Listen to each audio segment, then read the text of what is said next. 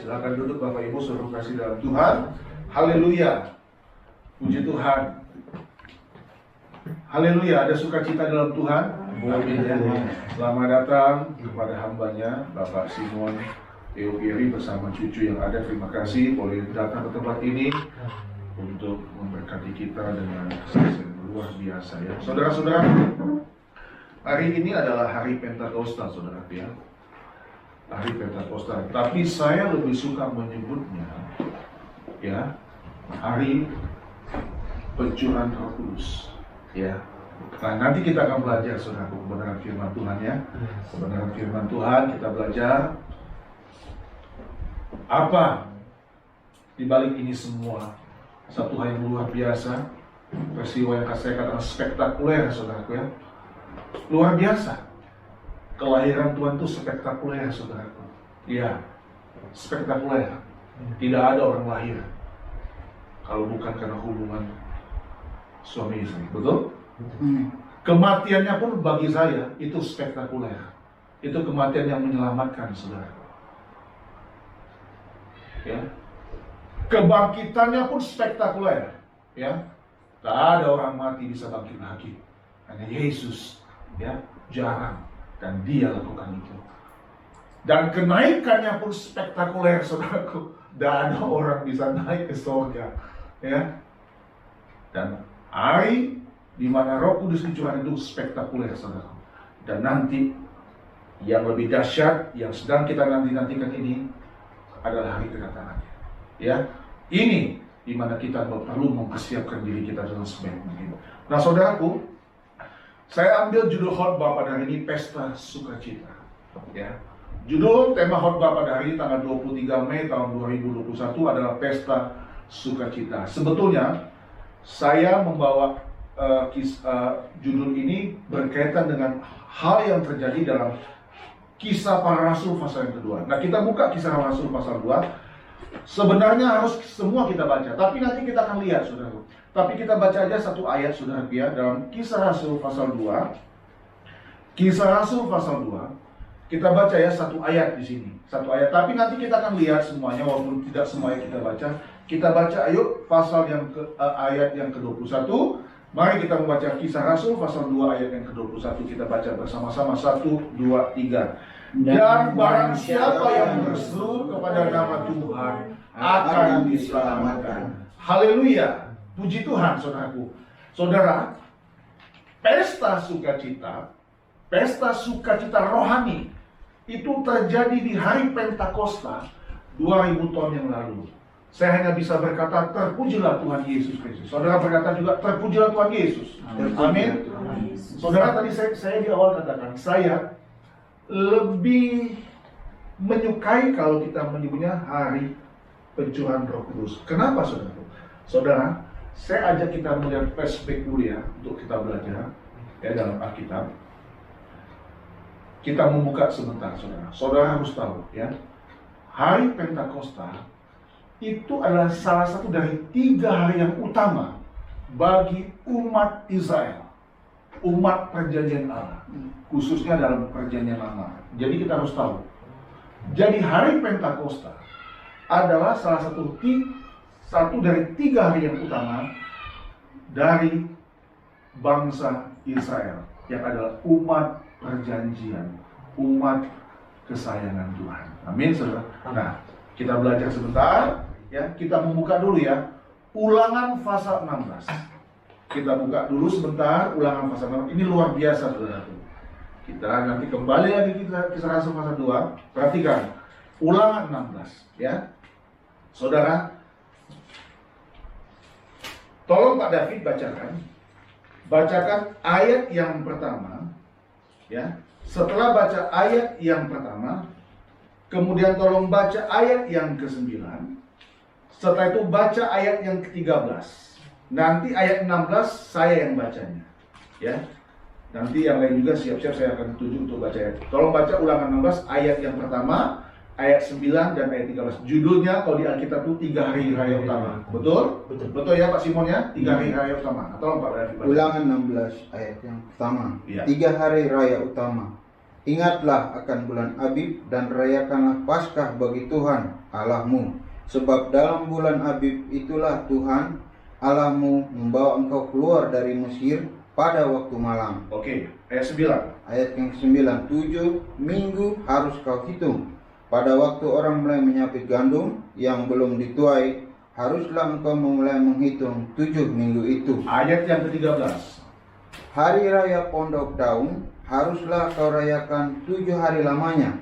Apabila engkau selesai mengumpulkan hasil tempat penggirikanmu dan tempat pemerasanmu. Saya baca ayat 16 buat saudara. Terima kasih Pak David. Perhatikan ya. 3 kali setahun, setiap orang laki-laki di antaramu harus menghadap hadirat Tuhan Allahmu ke tempat yang akan dipilihnya. Ya, kita baca, yakni apa saudaraku? Pada hari raya roti tidak berat. Itu ayat yang pertama tadi, ya kan? Betul? Kemudian pada hari raya 7 minggu, itu ayat yang ke-9 tadi, betul? Dan pada hari raya apa? Pondok daun, itu ayat yang keberapa? 13 tadi, betul nggak? Janganlah ia menghadap hadirat Tuhan dengan apa? Tangan hamba. Nah, saudara perhatikan. Jadi supaya saudara tahu, orang kan bilang hari Pentakosta. Kita jangan salah memahami. Hari Pentakosta yang tadi ada di ayat ke-9. 7 minggu harus kau hitung pada waktu orang mulai menyabit gandum yang belum dituai. Haruslah engkau mulai menghitung 7 minggu itu. Perhatikan Bapak Ibu, bahkan kalau kita belajar sejarah saudaraku, penyebutan hari Paskah itu pertama kali dipakai tadi ayat pertama. Waktu umat Tuhan keluar dari tanah Mesir dengan salah satu tulahnya yaitu apa? Kematian yang sulung di Mesir, ya itu. Nah saudara perhatikan, pelan-pelan kita baik, ya. Jadi perhatikan saudara. Nah, jadi kita kembali kepada Kisah Rasul, ya. Kita kembali kepada kitab Kisah Rasul. Nanti kita akan lihat lagi di dalam Ulangan, kalau bukan di Ulangan, dalam kitab Imamat, ya. Saya akan ajak kita semua. Kita kembali kepada kitab apa? Kisah Rasul tadi. Nah, saudara perhatikan ya Kisah Rasul ini. Perhatikan baik-baik, ya. Perhatikan baik-baik. Saya mulai dari ayat yang pertama, Pentakosta. Ketika tiba hari Pentakosta, yang tadi, yang di Ulangan tadi ya, ayat 16 tadi, ayat berapa? Ayat 9 ya, itu ya, ayat 9 ya. Ketika tiba hari Pentakosta, semua orang percaya berkumpul di satu tempat. Nah, tapi pasti ingat, saya sudah katakan, mengapa mereka berkumpul? Saya harus ulangi sekali lagi. Karena begini Om, saya kalau membawa kebenaran firman Tuhan, saya lebih juga suka banyak mengajar. Saya tidak flat khotbah begitu, tapi saya juga mengajar dan lihat. Ada yang melatar belakangi. Semua orang percaya berkumpul di satu tempat. Di mana itu? Di Yerusalem, di satu tempat di loteng. Nah, kita buka dulu sebentar, kita melihat dulu Lukas pasal yang ke-24. Saudara, jangan lupa, Kisah Para Rasul ini ditulis oleh Lukas. Ditulis oleh Lukas juga. Buka Lukas pasal yang ke-24. Cepat, itu saja, supaya cepat. Ya, nanti opanya setelah ini. Lukas 24, baca. Ayat 48 sampai 53, baca. Judulnya Yesus menampakkan diri kepada semua muridnya. Kamu adalah saksi dari semuanya ini, dan aku akan mengirim kepadamu apa yang dijanjikan Bapakku. Tetapi kamu harus tinggal di dalam kota ini sampai kamu diperlengkapi dengan kekuasaan dari tempat tinggi. Oke, 50. Lalu, judulnya Kenaikan Yesus. Lalu Yesus membawa mereka keluar kota sampai dekat Betania. Di situ ia mengangkat tangannya dan memberkati mereka. Ayat 53. Mereka 51 dan 52. Dan ketika ia sedang memberkati mereka, ia berpisah dari mereka dan terangkat ke surga.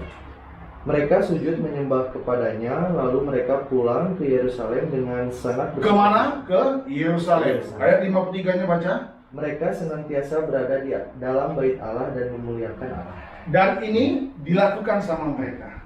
Ya, dalam Kisah Rasul dilakukan. Jadi saudara lihat, mereka mendengar apa yang dikatakan Tuhan Yesus. perintah yang dikatakan oleh Tuhan Yesus sebelum waktu saat Tuhan Yesus akan naik ke surga. Dan kita kembali kepada kisah Rasul, saudara. Ketika tiba hari Pentakosta, semua orang percaya berkumpul di satu tempat. Nah, saudara perhatikan ayat pertama, orang percaya. Nah, sekarang baca tolong pada ayat yang kelimanya. Pada waktu yang bersamaan, di tempat bukan di kamar lain, tapi di daerah yang sama, di kawasan yang sama, kumpulan juga orang lain. Tolong baca ayat yang kelima. Tolong baca ayat kelima. Kisah Para Rasul 2 ayat yang kelima. Waktu itu di Yerusalem diam orang-orang Yahudi yang saleh dari segala bangsa di bawah kolong langit. Amin. Sekarang saya mau bertanya, siapa mereka? Dan apa tujuan mereka? Ada yang bisa menjawab? Jawabannya gampang. Tadi di ulangan kita sudah baca, bukan? Betul? Di ulangan kita sudah baca. Setahun berapa kali? 3 kali mereka harus datang. Dan mereka datang. Mereka datang dari segala penjuru seputaran Timur Tengah. Karena kalau kita baca ayat ke-9, ayat ke-10 dan ke-11, ada tempat-tempat di sana. Ternyata itu ada orang-orang Yahudi yang datang untuk berkumpul merayakan hari apa? Pentakosta. Tapi dalam versi Perjanjian Lama. Beda dengan apa yang dikatakan Tuhan Yesus dalam Lukas pasal 24. Kamu berkumpul, kalau saya pakai terjemahan bebas ya, kamu bukan sekedar mau merayakan hari Pentakosta, tapi kamu akan merayakan hari pesta sukacita, yaitu Roh Kudus dituangkan. Ini yang harus kita pahami. Saya belajar dan saya mereka berkumpul, tapi mereka tidak berdoa. Yang berdoa adalah murid-murid dan orang percaya. Memang ayat 5 dikatakan begini tadi. Waktu itu di Yerusalem diam orang-orang Yahudi yang saleh. Kalau dalam terjemahan bahasa Indonesia sehari-hari, tadi saya baca diam orang yang taat. Saudara, ternyata saya lihat percaya dan saleh atau taat di sini beda. Kalau kita percaya kepada Tuhan Yesus, pasti kita akan menjadi saleh dan taat. Amin. Tapi kalau kita cuma sekedar saleh, kita hanya melakukan kewajiban agama saja, ritual, kosong, sia-sia, nggak ada artinya apa-apa. Jadi kita sudah tahu bukan? Orang Israel, orang Yahudi yang berkumpul di Yerusalem, berkumpul pada waktu itu untuk merayakan hari Pentakosta. Berbeda dengan orang percaya, murid-murid yang tadi ada Lukas pasal 24, mereka berkumpul di Yerusalem untuk menantikan janji Bapa. Haleluya, saudaraku. Nah, perhatikan saudaraku. Kita lihat sekarang. Kita lihat. Tolong Pak David kembali baca Kisah Rasul pasal yang kedua ini, ayat yang keempat. Kita tahu bersama kemudian dari langit turun suatu bunyi dan itulah pekerjaan kuasa Roh Kudus. Tolong baca ayat keempatnya langsung. Ayat keempatnya. Maka penuhlah mereka dengan Roh Kudus, lalu mereka mulai berkata-kata dalam bahasa-bahasa lain, seperti yang diberikan oleh Roh itu kepada mereka untuk makan. Saudara-saudara lihat. Janji Bapak digenapi nggak? Digenapi. Di sini catatan penting buat kita semua, bahwa memang Tuhan tidak pernah berdusta. Haleluya. Tuhan tidak pernah berdusta. Yang dikerjakan di dalam Tuhan itu tidak tergantung dengan pilihan kita, tapi bagaimana Tuhan menepati apa yang dijanjikannya. Amin. Iya. Saudara, di sini saya mendapat sesuatu istimewa, bukan? Istimewa, saudara. Mungkin barangkali saya menambahkan, sekarang akan banyak orang datang berkumpul ke Yerusalem. Tapi kamu, murid-muridku yang kukasihi, sebentar lagi aku akan naik ke surga, kembali ke tempat tinggal, ke tempat asal. Kamu tetap kumpul di Yerusalem, tapi kamu berkumpul bukan untuk merayakan hari Pentakosta versi Israel, perjanjian, tapi merayakan hari ketuhanan Roh. Amin. Nah, sebagai tambahan buat saudara ya, karena di Alkitab saya ini ada ada tabel di sini hari raya dan hari suci dalam perjanjian lama. Nah, ini saya kan punya Alkitab ini saya sudah lama dibeli sama bersama istrinya. Jadi ada ini saya bermanfaat sekali buat saya dan waktu belajar juga kuliah saya jadi memang ada 3 hari raya utama. Saya baca buat Paskah. Paskah itu ya pada modern sekarang itu diadakan biasanya di bulan Maret, April, dan kalau sekarang bisa juga Mei, Maret, April biasa. Nah, deskripsinya itu dia menyembelih dan menyantap domba muda, sayur pahit dan roti tanpa ragi dalam setiap keluarga. Tujuannya apa? Mengenang pembebasan dari Mesir. Nah, kemudian yang kedua, 7 minggu yang sekarang nih, Pantekosta. Dalam tanda kutip ada kata panen. Jadi diadakannya biasanya bulan Mei sama Juni. Pas bulan Mei sama Juni. Kemudian deskripsinya apa? Pesta sukacita. Saya jadi kasih judul khotbah saya pesta sukacita, tapi bukan dalam konteks jasmani, tapi dalam konteks rohani. Tapi di sini pesta sukacita ada persembahan wajib dan sukarela, termasuk persembahan hasil panen pertama. Tujuannya apa? Mengungkapkan sukacita dan syukur atas berkat Tuhan berupa panen. Jadi kita harus tahu dong, sejarahnya begini. Ini penyebab Pentakosta. Jadi mereka mengucap syukur atas panen. Ya kalau saya lihat ya, kayak seperti orang di Manado, Minahasa itu ada pengucapan. Dan biasanya diadakan bulan Mei, bulan Juni. Ada pengucapan dan luar biasa itu. Kalau di tiap rumah itu diadakan, waduh, ya makanan banyak. Nah, kemudian satu lagi, hari pondok daun atau hari pengumpulan panen perdana. Itu perayaan selama seminggu. Yang tadi di ulangan tadi, ayat 1, 9, dan 13. Perayaan selama 1 minggu. Untuk mensyukuri panen, tinggal di pondok-pondok yang beratap dedaunan, mempersembahkan korban-korban, memperingati, tujuannya apa? Memperingati perjalanan dari Mesir ke Kanaan, mensyukuri panen yang diperoleh di negeri Kanaan. Nah, saudara perhatikan, kita kembali kepada Kisah Rasul. Jadi sudah tahu ya, kita lihat. Kalau yang ayat keempat tadi yang Pak David baca, mereka penuh dengan apa? Roh Kudus. Amin. Ya, kita pasti pernah belajar Om Simonnya di sekolah Om, pelajaran Roh Kudus ya. Penuh dengan Roh Kudus. Nah, tapi perhatikan saudaraku, ini yang tadi saya lihat.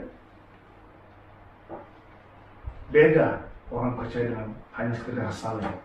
Benar atau sih? Kalau tampak muka itu bisa bohong, tapi kalau hati tak bisa bohong. Kesalehan orang-orang yang kumpul itu hanya kesalehan yang hanya tanpa umar.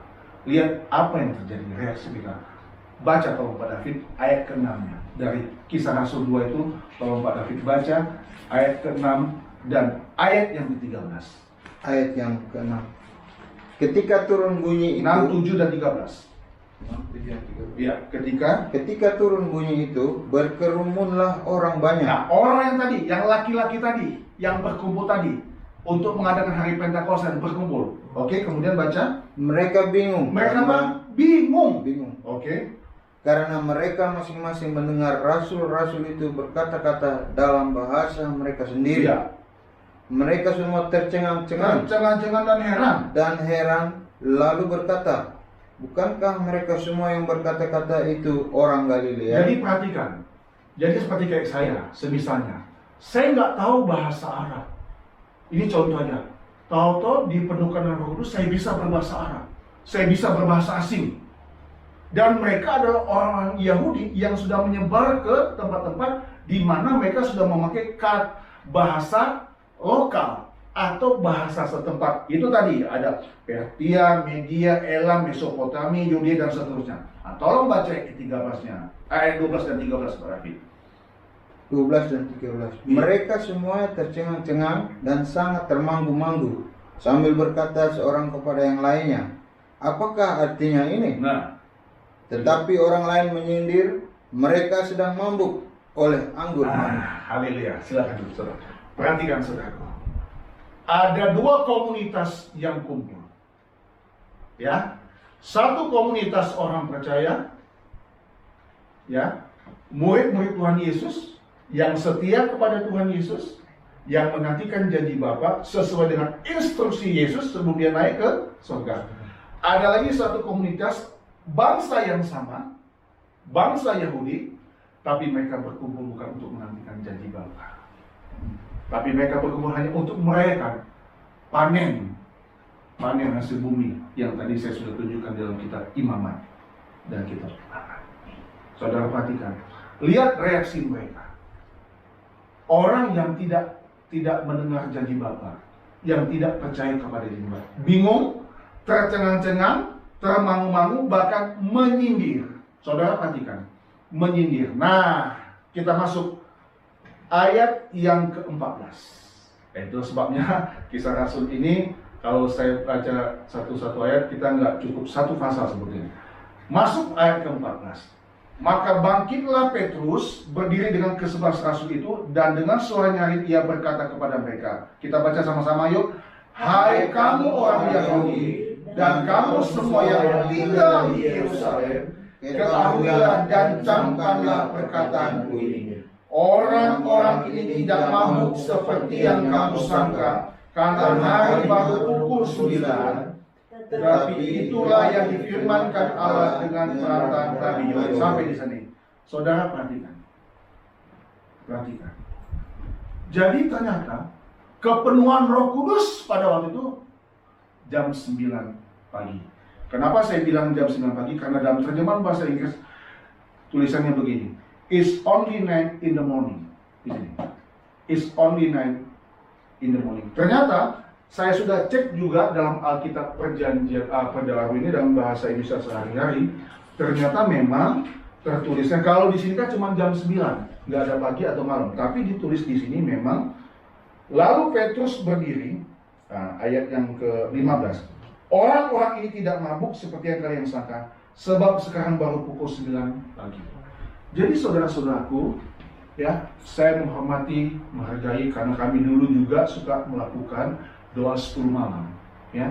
Tapi kita percaya Roh Kudus sudah hadir 2000 tahun lalu di kamar Rotem di Yerusalem. Amin. Dan kepenuhan Roh Kudus, kalau melihat dari kisah ini, itu jam 9 pagi. Jadi artinya di sini catatan ringan buat kita, catatan kecil buat saya, buat kita semua bahwa Allah itu tidak dibatasi oleh waktu. Amin. Mau doa semalam, mau doa 10 malam, mau doa pagi, siang, sore, malam. Kalau kita orang percaya yang sungguh-sungguh, tidak sekedar saleh atau taat, percaya yang sungguh-sungguh, maka kita akan mengalami hadirat Tuhan. Amin. Haleluya, saudaraku. Nah, kita lihat tadi ayat ke-14.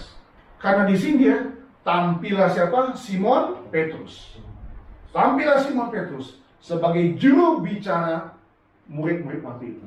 Memang kalau yang namanya Simon ini orangnya jago ngomong. Meledak. Kali ini Simon Petrus. Kali ini Simon Adolf. Memang kalau yang namanya Simon itu meledak-ledak orangnya, ya. Tapi waktu Yesus mau disalib, kamu murid, oh bukan. Menyangka Simon Adolf. Nggak lihat kuasanya, tapi ya. Waktu itu Simon belum dipenuhkan Roh Kudus. Tapi saudara lihat, kalau orang sudah dipenuhkan Roh Kudus, dipenuhkan oleh hadirat Tuhan, luar biasa. Amin. Luar biasa, saudara. Nggak perlu kita kaya, nggak perlu kita banyak harta. Yang penting kalau kita dipenuhkan Roh Kudus, itu kuasa Tuhan luar biasa. Amin. Amin. Haleluya. Nah, saudara perhatikan, tampillah Rasul Petrus. Ya, saya anggap dia sebagai juru bicara. Ya, dia memberikan penjelasan. Nah, penjelasan itu panjang, saudaraku. Itu dari ayat 14 sampai ayat 40. Gak usah baca, tapi saudara baca di rumah. Itu dia penjelasan. Di akhir penjelasan di saudaraku, apa yang terjadi, saudaraku? Dia mengutip apa yang dikatakan oleh Nabi Yoel. Nabi Yoel berkata, akan terjadi pada hari-hari terakhir, demikianlah firman Allah, di ayat 17, 18, dan 19, saudaraku. Yang tadi kita sudah baca juga ayat 21. Bahwa roh Allah itu akan tercurah atas semua umat manusia yang percaya. Amin. Nah, saudara perhatikan. Yang menarik, saudaraku. Setelah Petrus menjelaskan, membela, dan berkhotbah, yang terjadi apa, saudaraku? 3.000 orang menerima Yesus. Dari orang yang saleh, orang yang datang untuk tujuan hanya merayakan panen tadi, panen, hasil panen bumi, hanya untuk tujuan merayakan hari Pentakosta versi Perjanjian Lama. Tapi setelah khotbah Petrus yang dipenuhkan dengan Roh Kudus, 3.000 jiwa menerima Yesus. Amin. Haleluya. Saudara, dari peristiwa turunnya Roh Kudus pada hari Pentakosta itu, kita diajar dan diajak dengan sungguh-sungguh untuk melakukan 3 hal. Ini apa yang saya baca? 3 hal ya. Ini baru masuk poinnya ini. Ya, poin yang pertama. Dari peristiwa turunnya Roh Kudus pada hari Pentakosta itu, kita diajar dan diajak dengan sungguh-sungguh. Satu, yang pertama, untuk mempersiapkan diri kita dengan sebaik-baiknya menjelang datangnya hari Tuhan. Jangan cinta dunia. Rumah kita bukan di dunia ini. Amin, saudaraku. Mari, tolong Pak David bacakan Kisah Rasul 2 ayat 16 sampai 21. Kisah Rasul 2 ayat 16 sampai 21. Kisah Rasul 2 ayat 16 sampai 21. Tetapi itulah yang difirmankan Allah dengan perantara Nabi Yoel. Ini perkataan Rasul Petrus ya, saudara. Ya. Akan terjadi pada hari-hari terakhir, demikianlah firman Allah, Ya. bahwa aku akan mencurahkan rohku ke atas semua manusia. Maka anak-anakmu laki-laki dan perempuan akan bernubuat, dan teruna-terunamu akan mendapat penglihatan-penglihatan, dan orang-orangmu yang tua akan mendapat mimpi. Juga ke atas hamba-hambaku laki-laki dan perempuan akan kucurahkan rohku pada hari-hari itu, dan mereka akan bernubuat.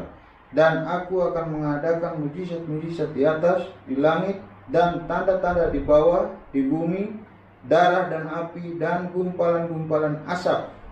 Matahari akan berubah menjadi gelap gulita, dan bulan menjadi darah, Ya. sebelum datangnya hari Tuhan, hari yang besar dan Hari mulia akhir. itu.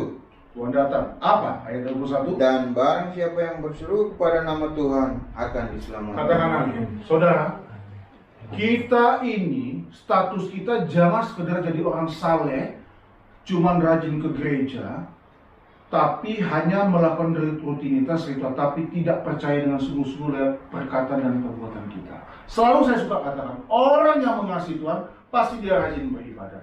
Tapi orang yang ke gereja, belum tentu dia mengasihi Tuhan. Amin, saudaraku? Beda. Sama yang tadi saya bilang, ada 2 komunitas yang berkumpul pada hari itu. Bahkan murid-murid yang berkumpul setelah Tuhan Yesus naik ke surga. Baca tadi kan Lukas 24 kan? Kemudian mereka ke Yerusalem. Ya kan? Mereka menantikan janji Bapa selama 10 hari. Sementara mereka yang lain kumpul untuk apa? Oh, bersyukur, ya, happy, senang-senang. Bukan tidak boleh, saudaraku. Bukan tidak boleh. Saya bersyukur loh kalau umur saya bertambah dikasih Tuhan. Amin. Pak David, ya, dalam pekerjaan bersyukur. Amin. Om Simon dengan kekuatan kesehatan bersyukur. Amin. Edo, Bang Munekas bersyukur dapat berkat. Bersyukur, saudara-saudara.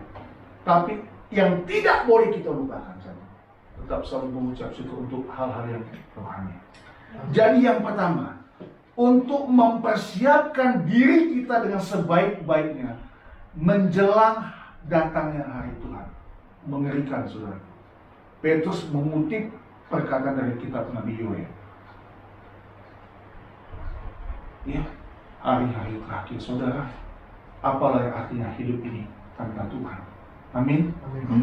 Hidup kita harus penuh dengan Tuhan, penuh dengan Roh Kudus. Amin.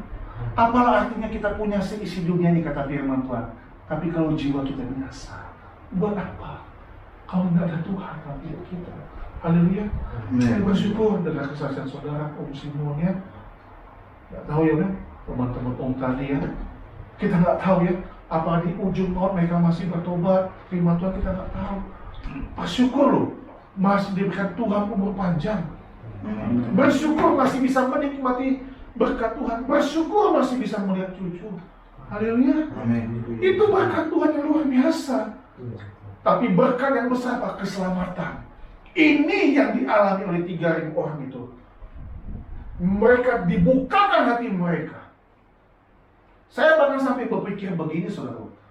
Dalam percakapan mereka pasti ada pesan. Kamu datang untuk merayakan panen ya. Barangkali di antara mereka, kamu datang dari Arab, dari Elam, Frigia, Pamfilia, Mesir, ya kan? Kamu datang untuk merayakan itu kan? Tapi kami datang ke tempat ini untuk merayakan pesta sukacita, janji Bapa, hari di mana Roh Kudus akan Amin. Amin. Dan itu betul-betul ya. Sehingga mereka bingung. Mereka kok bisa bahasa kita ya? Mereka kok tahu bahasa kita? Dan bahasa itu seketika. Nah itulah saudaraku. Itu manifestasi Roh Kudus. Saya nggak bisa membayangkan saudaraku. Sampai goncang Yerusalem itu. Amin. Kita sedih. Sekarang lagi ada gejolak. Sedih hati kita ya. Saya tidak melihat itu dari sudut yang lain saudara. Saya hanya sedih berharap begitu Tuhan. Biarlah kami umat Tuhan, orang percaya, tetap mempersiapkan diri kami masa baik-baiknya. Karena Tuhan pasti akan datang. Yang tadi di awal saya katakan, spektakuler nanti dia datang. Seluruh dunia akan melihat dia. Amin. Seluruh dunia akan melihat dia datang. Saudara kita harus persiapkan diri kita sendiri. Jangan cinta dunia. Amin. Amin. Kalau engkau diberkati dalam bekerja jasmani, syukuri, nikmati dalam anugerah Tuhan. Seperti tadi kata Simon, jangan lupa diri, jangan sombong. Haleluya. Yang kedua, saudaraku, dari peristiwa turunnya Roh Kudus pada hari Pentakosta itu, kita diajar dengan sungguh-sungguh untuk yang kedua. Kita baca yuk, yang kedua, ayat 38. Tolong, Om Simon belum dapat ya baca ya. Tolong Bang, Kisah Rasul 2 ayat 38. Tolong baca. 38. Iya. 38. Jawab Petrus kepada mereka, Iya. bertobatlah dan hendaklah kamu masing-masing memberi dirimu dibaptis dalam nama Yesus Kristus untuk pengampunan dosamu, maka kamu akan menerima karunia Roh Kudus. Amin. Yang kedua, saudara.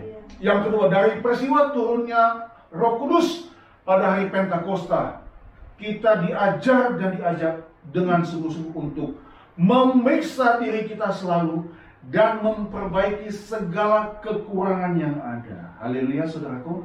Tadi saya katakan, orang yang saleh belum tentu dia bertobat. Iya, dia tampak rajin beribadah, datang ke gereja, tapi belum tentu dia bertobat.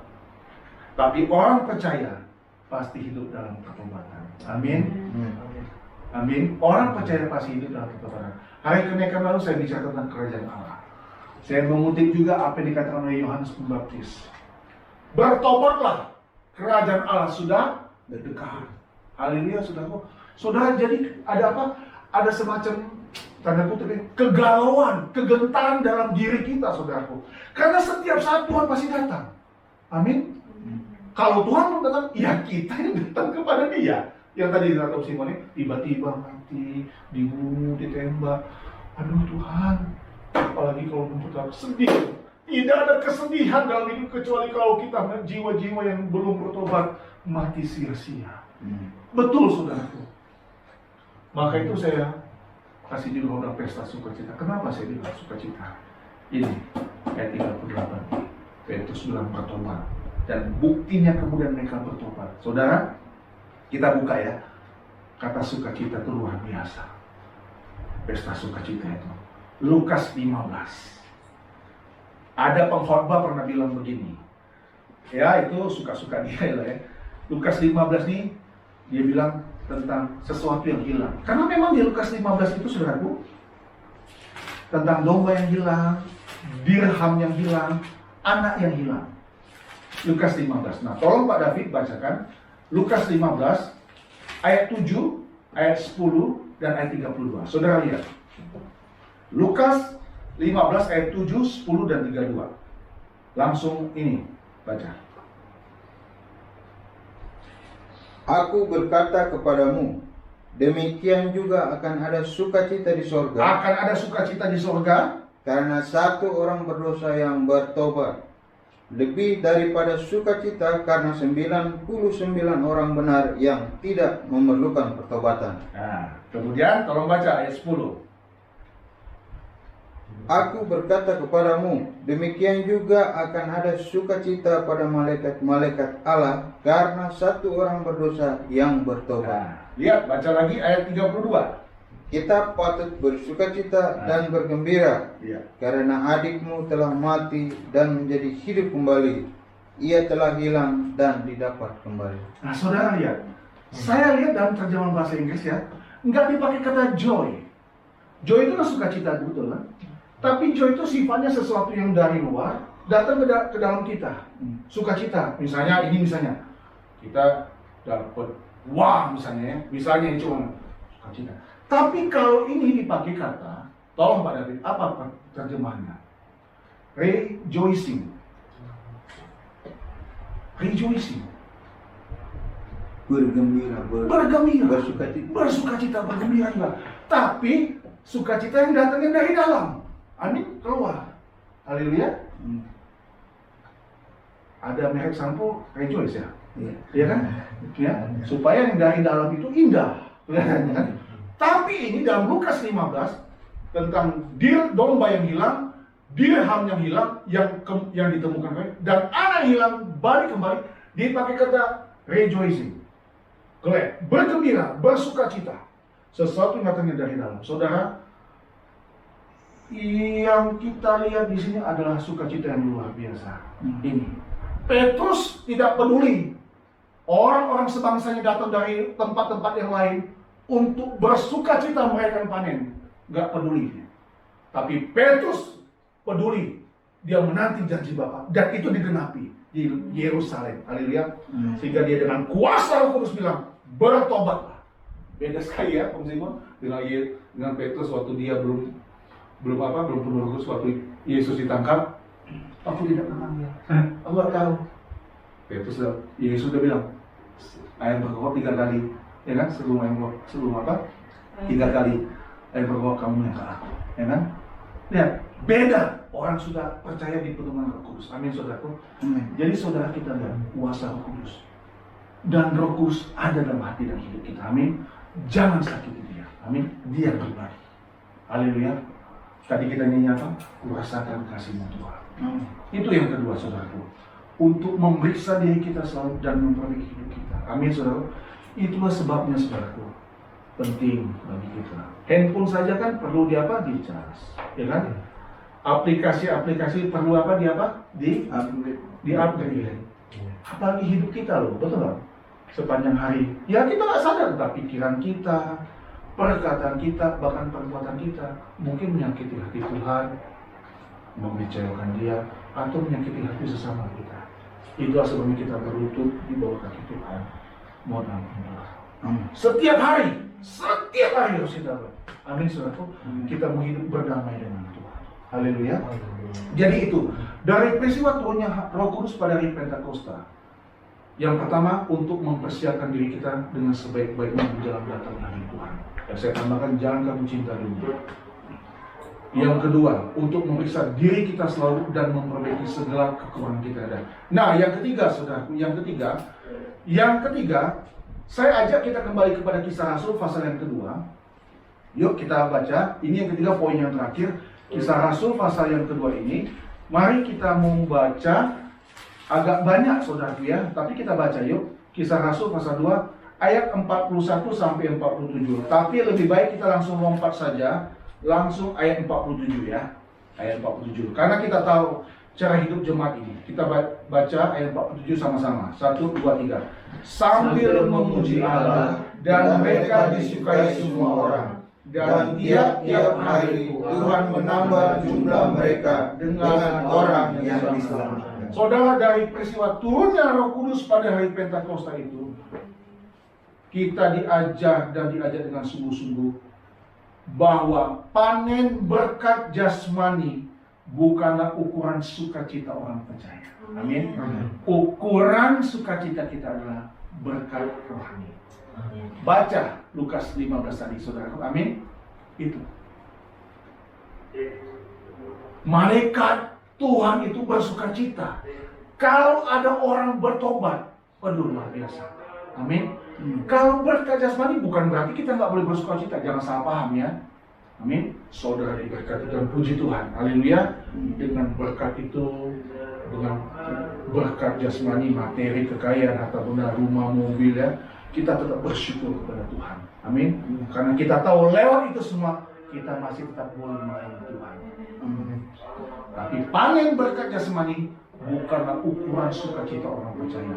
Namun mengalami berkat rohani, itulah sukacita sejati kita. Amin. Kalau saudara tadi baca mulai ayat 41, saudara lihat Gaya hidup orang yang baru bertobat luar biasa. Mereka berdoa, berkumpul. Amin. Saya senang pada hari ini, hari Pentakosta, kita boleh berkumpul. Amin. Haleluya. Kita ingin mengalami berkat rohani. Haleluya. Jadi kita seimbang dalam hidup ini. Kita sudah diberkati dengan berkat jasmani. Ya, kita bisa makan, minum, ya, boleh jalan-jalan, betul nggak? Tapi kita juga boleh mengalami, dan ini yang utama, berkat rohani dalam hidup kita. Amin. Kalau kita baca, mereka berkumpul, berdoa, memecahkan roti. Luar biasa, saudara. Ini yang mereka lakukan. Saudara, pesan saya, dimanapun saudara berada, David yang katanya, tetap jaga persekutuan dengan Tuhan. Amin. Itu. Dimanapun. Roh Kudus tidak dibatasi oleh tempat, waktu, dan jam. Kita lihat, mereka dipenuhkan Roh Kudus jam 9 pagi. Ya. Mau doa pagi, siang, sore, malam, kita pasti akan selalu mengalami kuasa Tuhan. Amin. Asal kita percaya dengan sungguh-sungguh dalam hidup ini. Saudara, orang-orang Yahudi berkumpul di Yerusalem untuk mengadakan hari panen. Tapi murid-murid berkumpul untuk menantikan janji Bapa. Sekarang lihat saudara, saya mengajak kita semua untuk kita menjalani hari hidup kita, bukan supaya kita meraih berkat jasmani, bukan. Tuhan pasti berkati kita, amin. Saudara rajin bekerja, mengandalkan Tuhan, seperti kata kitab Yeremia tadi ya.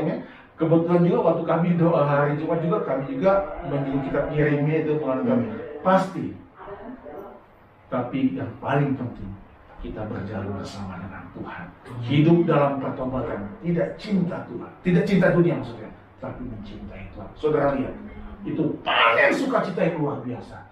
Sehingga di dalam Lukas tadi, malaikat bersukacita satu jiwa bertobat. Saudara tahu, itu Bapa melihat anaknya yang bungsu itu datang kembali, waduh, mengadakan pesta ya. Karena anaknya yang apa? Hilang, datang kembali. Haleluya. Saudara, pintu rahmat anugerah Tuhan masih tetap terbuka selama kita mau sungguh-sungguh di dalam Tuhan. Haleluya. Tidak ada sukacita yang besar selain hidup kita itu bertobat, dekat dengan Tuhan, dan kita melihat orang yang kita kasih juga mengalami pertobatan yang Tuhan. Saya percaya semua kita sudah mengalami ini dan mau tetap mengalami. Sampaikan berita sukacita ini kepada saudara, kepada keluarga di rumah. Ya, pintu rahmat Tuhan masih tetap terbuka. Amin. Jangan kita kehilangan sukacita. Ya, kita boleh menikmati dunia ini, kita boleh menikmati dengan berkat jasmani, tapi jangan kita lengah, jangan kita lupa. Tidak boleh melupakan persekutuan kita dengan Tuhan. Haleluya. Selamat hari Pentakosta. Selamat mengalami pesta sukacita dengan Tuhan. Tuhan Yesus menguatkan kita. Mari kita bangkit berdiri. Haleluya.